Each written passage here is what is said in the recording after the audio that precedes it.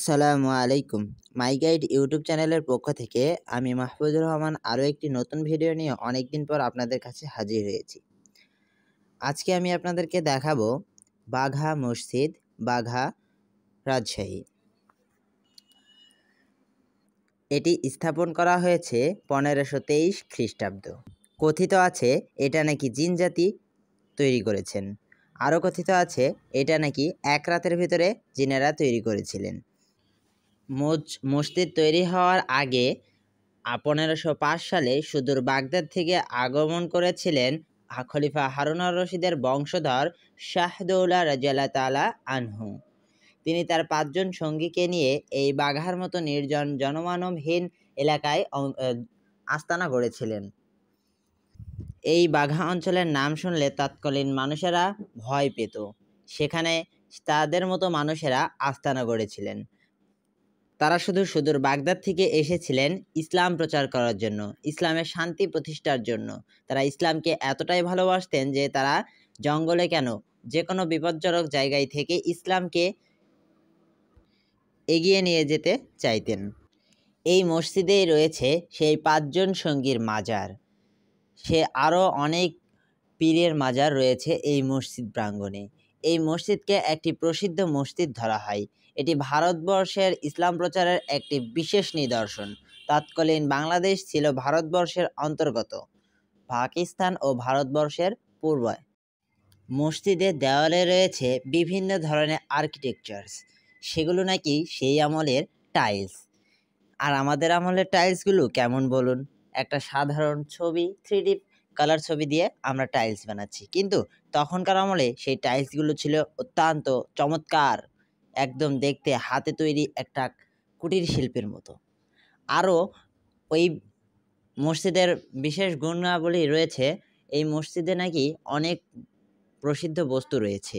এছাড়াও মসজিদটি তৈরি করা হয়েছে চুন, সরকি, ইট এবং পাথর দিয়ে। মসজিদের ভেতরের পিলারগুলো রয়েছে পাথরের তৈরি এবং বাহিরের পিলারগুলো রয়েছে ইটের তৈরি। ইটগুলো সাইজে অনেকটাই ছোট। এই ইটের নাকি কোনো ফ্রেম ছিল না, এই ইটগুলো হাত দিয়ে তৈরি করা হতো। এছাড়াও মসজিদটিকে বাহিরে থেকে দোতলা মনে হলেও বা 3 তলা মনে হলেও মসজিদটি কিন্তু ভেতর থেকে মাত্র 1 তলা মসজিদ, এবং মসজিদটিকে বাহিরে থেকে যতটা বড় দেখায় ঠিক ভেতরে ততটা বড় নয়। কারণ তখনকার সময় পিলারগুলো দিতে হতো অনেক মজবুত এবং চওড়া করে, কারণ তখনকার সময় রড ছিল না, তখন ইট দিয়ে গেঁথে বা পাথর দিয়েই পিলার দেওয়া লাগতো। এই জন্যই তখনকার পিলারগুলো চড়া হওয়ার কারণে মসজিদের ভিতরে জায়গাটি কম। আমরা এখন মসজিদের ভেতরে প্রবেশ করব এবং আপনাদেরকে দেখানোর চেষ্টা করব মসজিদে কি কি রয়েছে এবং কোনগুলো আমাদের মসজিদগুলোতে বর্তমানে নেই। এছাড়াও আমি আপনাদেরকে দেখাবো মসজিদে ঢোকার আগে পিলারগুলোতে কেমন টাইলস ব্যবহার করা হয়েছে, তখনকার আমলে টাইলসগুলো কেমন ইত্যাদি। টাইলসগুলো পোড়ামাটির তৈরি, অত্যন্ত নিখুঁত এবং চকচকা টাইলস।